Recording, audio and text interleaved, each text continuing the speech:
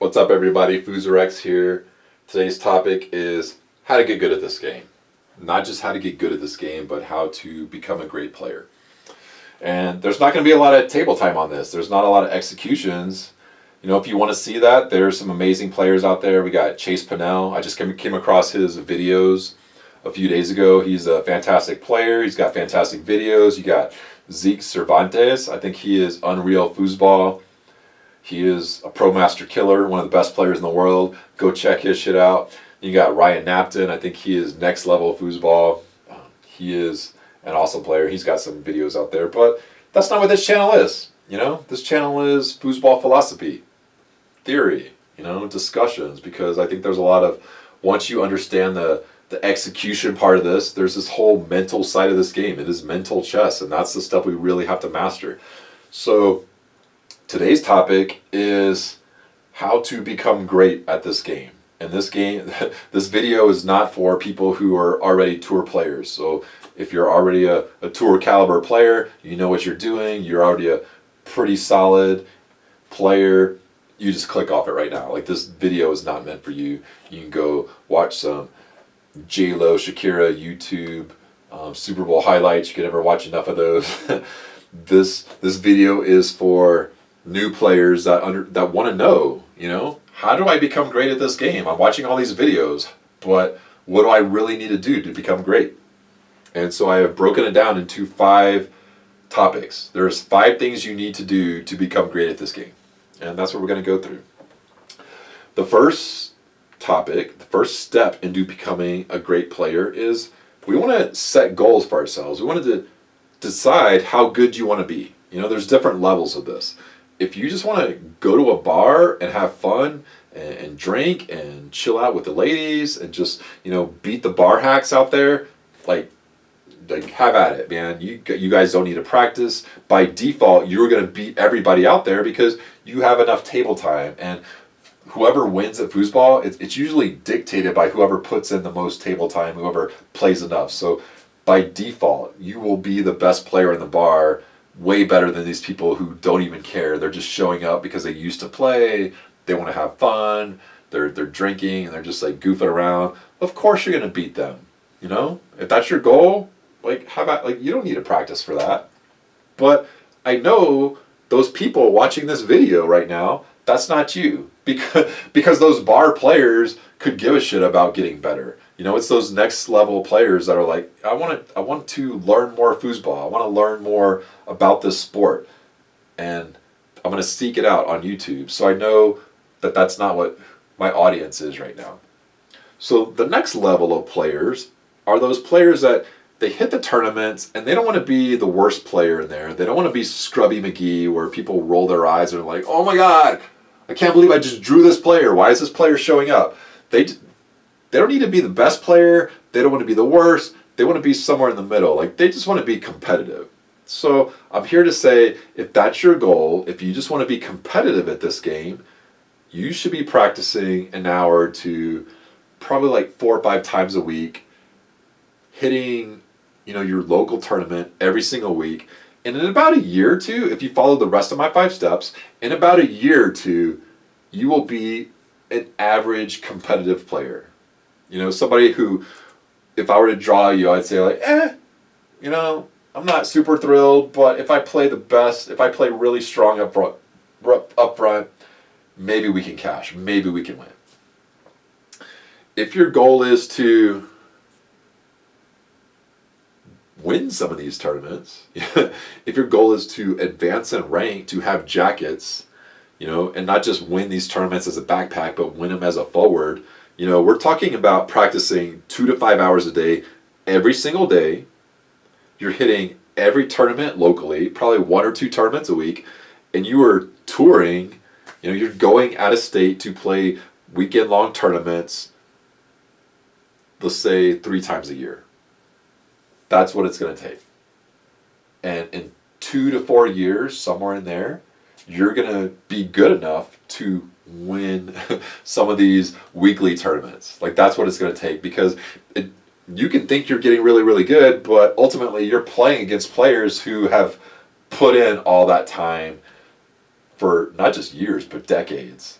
So like, you're going to be playing against very strong players who have been living this game for years, for decades. You're going to have to be playing. You're going to have to be putting. You're going to have to be putting in the table time of 2 to 5 hours a day, and that's a lot. So for step number one, you really have to look in the mirror and say, like, do I have what it takes to be one of the best players in the world? And if I do, am I going to be putting in 5 hours a day, every single day? And if the answer is no, then you just have to dial it back a little bit and say, like, hey, I'm just going to be competitive at this sport. I'm not going to be a great player. And that's all right, man, because it's not for everybody. Step number two is you have to buy a table. If you want to practice this game, if you want to get good at this game, you have to put in massive reps. Like this whole game is just, putting in reps, just hundreds of reps of just like lane passes, wall passes, shots, just hours and hours. So the worst table you can pick, is if you want to play tournament quality foosball, the worst table you can pick is a Tornado Cyclone. And I mean that to say, like, the bars are tournament quality bars. You've got this counterweighted men so they don't swing down. You need that to get a feel for the game. So at worst, you have to at least get a Cyclone. But ideally, we want to get a coin op, because we want to always practice on what we're going to be playing. And the coin op's a good deal. It might be $1,500, $1,700 for a table, but these things have crazy resale value. I've seen people, I know for a fact that people have bought these, used them for tournaments for a year or two, and sold them for more than what they bought them for. Like, these things are built for night in, night out abuse. These things are heavy duty. And if they're just in your house, they're going to be pristine. Like, they're not even going to show any wear and tear. So they're a great deal. I would say just splurge, just get it. There's certain things in life where you just pay a lot of money for and you're happy. A bed, a TV, a car, a foosball table, a grill. These are things that we do in life and we don't look back. We fork out the money and we're happy because we don't ever have to feel like we compromise on something. All right, so step one was determine how good we want to be. We have decided we want to be a good player. And then we decided, hey, you know what? I want to buy a coin op to, advance my foosball career. The next step in this is you have to pick a position. You're either a forward or a goalie. That you can't be both. You have to pick one or the other, because I maybe some others, we're not a jack of all trades. We are a master of one. Like, we're not interested in being average at both. We are interested in being the best at one thing. So you pick right now, as a new player, which do you want to be the best at? And we're going to go through some of the benefits and challenges of each position. So let's say you want to be a goalie, and hey, you know what? I picked this position, and there's nothing bad about this. Most people are going to pick a goalie because they're a new player. Any person they draw in a tournament is going to be better than them. They are going to be relegated to goal. So some of the benefits of just focusing on goalie is there's less work. You don't have to worry about passing. You don't have to worry about learning to pass, learning to catch. All you got to worry about is corralling the ball and clearing it. So a lot less work back there. You can have a great 2-bar from here. If you follow the rest of my steps and you just set it up here every single time, and you rip off some poles every single time, and you start working it, you're going to have a dominant 2-bar. And by default, because it's the same motion, because you're shooting a pole, if you shoot a pole from the 3-rod, your 3-rod is also going to be invisible. So if you focus on goal, focus on a great 2-rod, you're going to have a 3-rod. And that's like 75% of the game. All you need is a good 5-row. That's all that's left. Another benefit of picking goal, you're going to start cashing faster in tournaments.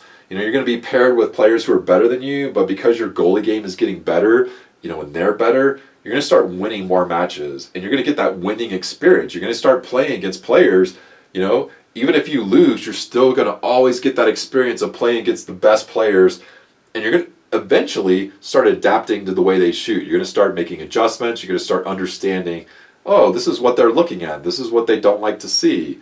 So you're going to just start getting better. You're going to get better experience overall as a goalie. And, the last benefit to playing goalie is if you get really good at this position, you can still win singles as a great goalie. The first person that comes to mind is Mark Krause. You got Garrett, probably Dio. These are players who are so good in goal that they can just block, score, block, score, get a 5-row pass, score. And they're just winning by attrition because they have adapted their game to be so good in goal that they're able to win singles against other players who, they might have a better front game, but just overall, just their goalie game is so strong. So some of the challenges, some of the cons of deciding to play goalie, number one is you get less respect. And I'm sorry to say, you could be the best goalie in the room, you can walk around and you got your jacket, but I guarantee you when people look at that jacket, they're saying like, who was your forward? Oh, Tony Spreedman? Maybe your jacket doesn't mean as much. It sucks, but that's the way everybody thinks because the forward is the position that's usually doing more of the work. So you're going to get less respect. It's not fair. I'm sorry. Those aren't my rules, but that's just how it is. So this is something you're going to have to come to terms with. You're also going to have a weak 5-row, offensively and defensively. You're going to have weak ball control. Whenever you do come up front to play singles, whenever you're doing some switching and doubles, when you're up front, you're going to be a fish out of water because you need so much time to invest in the front game that if you're so focused on being a great goalie, you're going to come up here and you'll be like, you're just going to be average up here. And I just want to say, too, that there's no shame in being an awesome goalie. This game is a team effort. The win is split 50-50. I don't think I've ever seen anybody win a title who just did it by themselves. Like there's always key blocks, key shots, key passes by the goalie. So there's absolutely no shame in deciding to, pick the goalie position to excel in.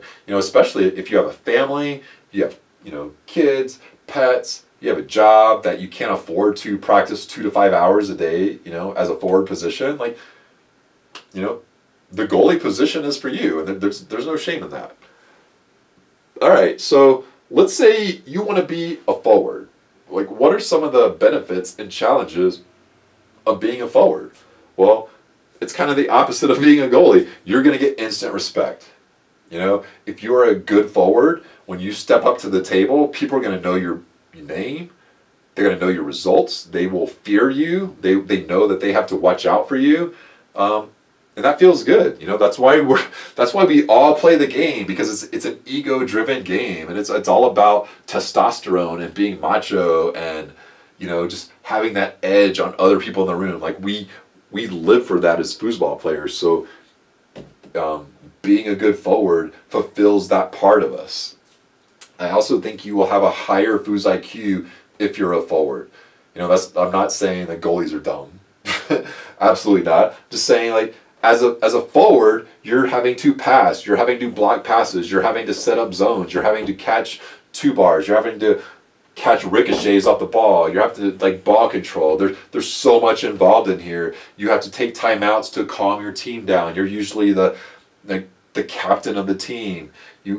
When the pressure comes on, you have to take a timeout. You have to deal with pressure better. You have to pass under pressure. You have to catch and score. There's so much involved at the forward position that you just don't do as a goalie.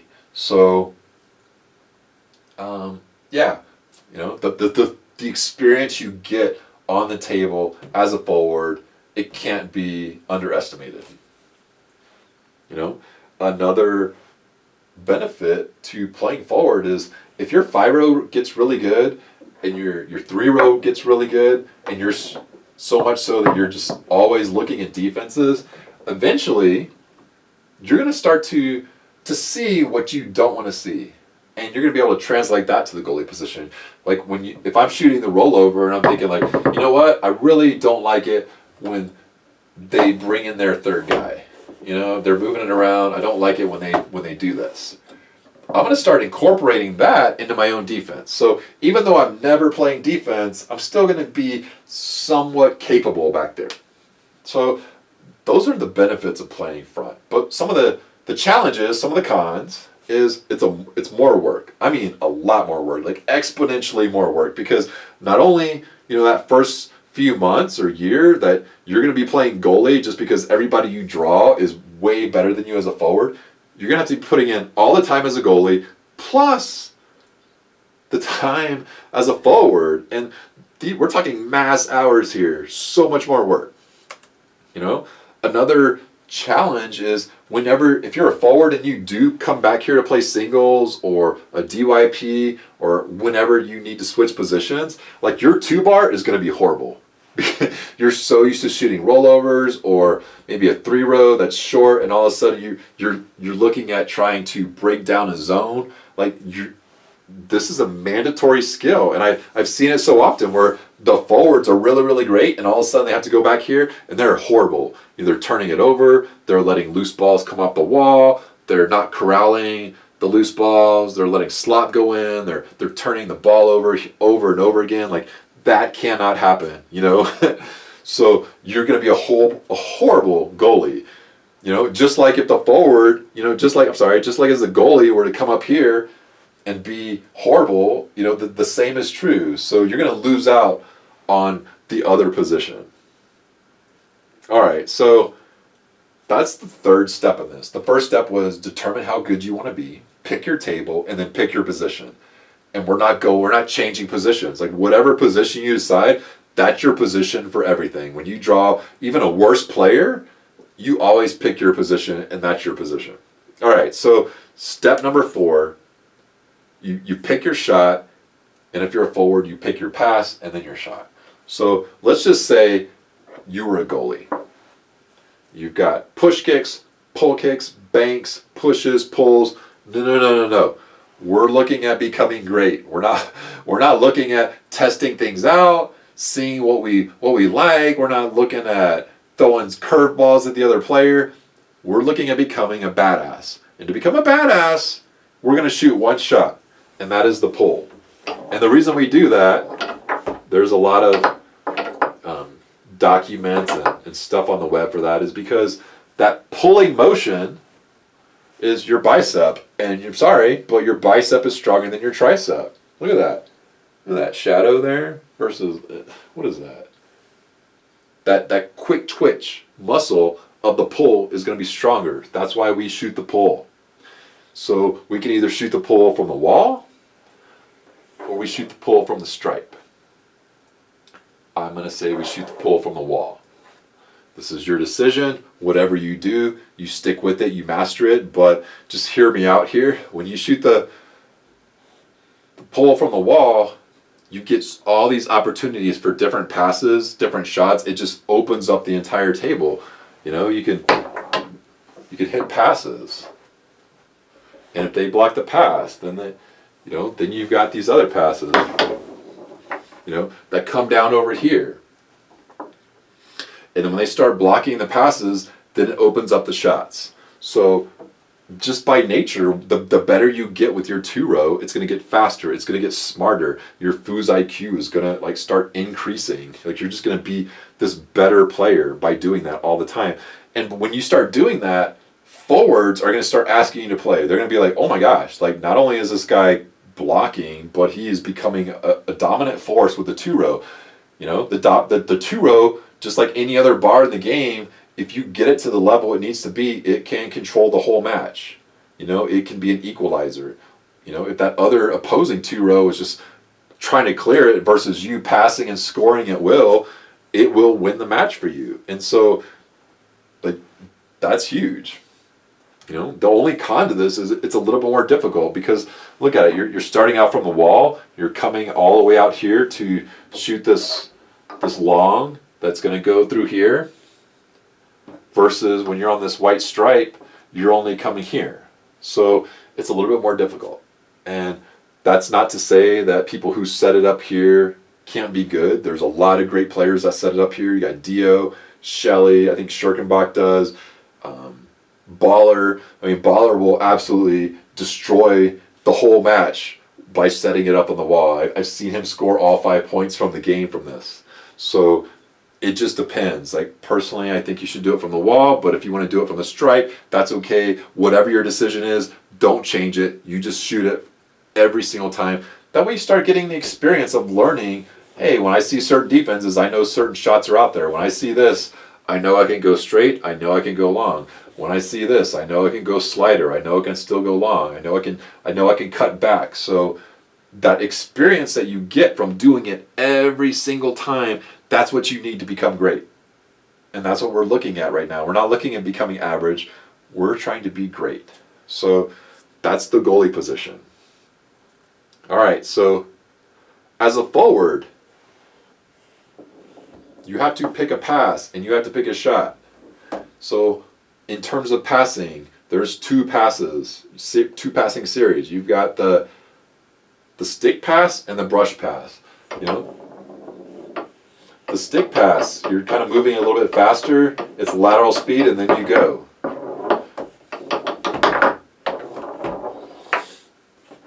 So what are some of the benefits of having that stick pass? Right off the bat, it's macho. I mean, when you pound when you're moving it around and you pound a stick lane, and it's really hard, like, it feels good. You know, it scares, it intimidates that other opponent. Like, oh my God, this guy's in control of his emotions. He's in control of the table. He's playing really, really well. Also, there's a whole lot of options from the stick. You got your wall, you got your lane, you got your second man up here. You got your off the wall. So lots of options.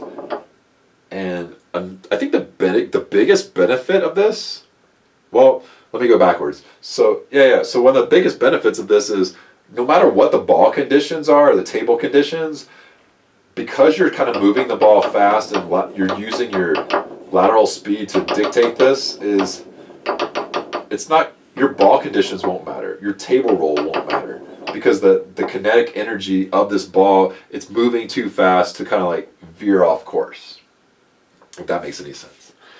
I think the only drawback to this is you might lose the ball because you need more ball control, because you're constantly kind of moving the ball, and it requires a bit more power. So over the course of a long weekend, just moving it around so much, and pulling it might start to wear on you. You might start to miss passes. But it's a very solid series. Some of the best players in the world have the stick series. You cannot go wrong with that. And then we're looking at the brush. And so what the brush is, instead of tossing it fast, we're tossing it super slow. We're moving it towards almost stopped. I mean, this ball is basically stopped. And then we're passing it.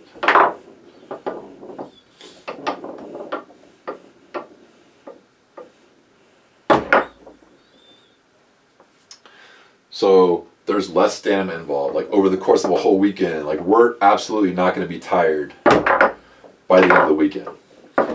And adversely, just like the stick series, is we're very dependent on ball conditions. If I do a brush pass, and we're very dependent on table conditions and ball conditions, because we have this slow roll. If the table is off center, or there's a roll to the table, this ball is going to start to drift off course, and that's annoying. It's gonna fuck with our toss. It's gonna fuck with our game plan. We don't want that. If these are older balls and there's chips in it, the ball is going to be rocky the slower we go, and we think it's on track to be straight, and all of a sudden it starts wobbling, and that's not good for our pass. Or if the balls are older, they're going to be it's more slippery, harder, so we're going to have to start worrying about how far do we put them back. Are we going to be able to get that steep angle to our pass? It's just more frustrating. So more adjustments are going to be needed with the brush. But either way, you can't go wrong. You just have to pick one. And I think that's it. You have to pick a shot, you have to pick a series, and you cannot stray with it ever. And step number 5 is to get better. And when I say that, I mean watch videos. Talk to better players when you lose to them. I mean, talk to everybody all the time. When you lose to them, go up to them and say, like, hey, man, I noticed you started shooting on me really good. Like, what are you seeing? What do I need to do? You know, when I had it on the 5-row, I noticed you started getting on me in that second game. Like, what was I doing to give that away? Like, every time you lose, even if you don't lose, go up to them. You want to know. You want to like, fish for new information, you know, like pick their brain. Like, that's how we all get better. You need to study, you know, start forming this mental Rolodex of how to play this game, how other people see this game. So I'm going to go over one more characteristic real quick. So, and that is why you need to pick one shot. Let's say you decide to pick the rollover. You're going to be sucky at the rollover for like when you first, you know, for the first month or so, because you don't know what you're doing. And then all of a sudden, you're going to get the mechanics of it down, and you're going to start scoring really good. And then people are going to start blocking you really good. And that is because that window where you were scoring really, really good, it's because you're not a good foosball player. Like, you think, oh my gosh, I'm scoring really good on everybody. I am the best ever. This game is so easy. No, what that means is your execution got pretty good, but your reading capabilities are still so beginner that you're not falling for the right patterns, baits, races. So you're scoring on good defense. You're just scoring good because you don't know what you're doing. And then once you start getting better, you start getting blocked, and you're like, what the heck? I thought I had this awesome shot. Like, why am I getting blocked by everybody? Well, that's because you are ascending to the level where you need to be. You're playing against players who are used to blocking really good shots, and they're blocking your shot because it's not as good as you think you are. And so what most people will do, they're going to switch shots. They're going to go to a pull shot, and then they're going to start scoring their pull shot, and they're going to start thinking, holy crap, like, this is the way to play. The rollover wasn't my best shot, my pull's my best shot. And then they're going to start scoring that for a little bit, and then all of a sudden they're going to hit that same wall. They're going to hit that same plateau where, oh crap, now I'm not scoring this. Now I'm going to go to the rollover, and then they're going to start scoring that. And then they're going to start to think, oh, the key is to go back and forth between different shots because that's what you need. No, absolutely not. That is horrible foosball. It happens all the time. It's just that people are lazy, and to be honest, they're kind of ignorant of how foosball works. What's happening here is when that happens is that they need to stick with their primary shot and ride out the learning curve. If they start getting blocked, they need to call timeout, figure out what it is they're seeing and how to beat that defense. They don't need to change other shots. And then once they break that learning curve, once they start understanding how to make adjustments and how to, oh, this is a new defense, I'm going to score on it this way. Oh, they're changing, and because I've already experienced that change, I'm going to shoot this other different way. That's how you become great. You don't become great by changing your passing series, by changing your shot, by switching around to all these other things. That's not good foosball. That's not smart foosball, and that's not winning foosball. You know, I urge all you guys to go on the web and check out the finals of any open event. You know, you're going to see Tony and Robbie and Ryan and Gummison. They are not going to be switching shots or passing series ever. You know, we're talking like 20 years. They never switch their shit because that's how you become the best. That's how you become the best, by doing one thing great. You know, one series, one 3-row shot. You know, we're not going to be switching. So, you know, I think that's what boils down to how to be great. So, again, let's look at how to be great. 5 steps. First step, determine how good you want to be, because that determines how much you're going to practice. Step number 2, you buy a coin-op table. Step number 3, you pick a position. Step number 4, you pick a shot for that position. You know, if you pick forward, you pick a passing shot. You pick a passing series and a passing shot. And step number 5, you study this game. So I think that about covers it. If you guys have any questions or suggestions, again, put it in the comments. If you guys want to hear other shit, you guys want to talk about other aspects of this game in different ways on how to be great, how to win at this game, post it in the comment section. You know, we are all trying to get better. So, all right, I know this was a super long video, but if you're looking to get great at this game, you're going to sit through it because you need to learn how to get great. You can't just play this game and hope to put in hours, months, years, and not get great. You know, if you're going to put in all this time because we love this game, you might as well get good at this game. All right, thanks, guys.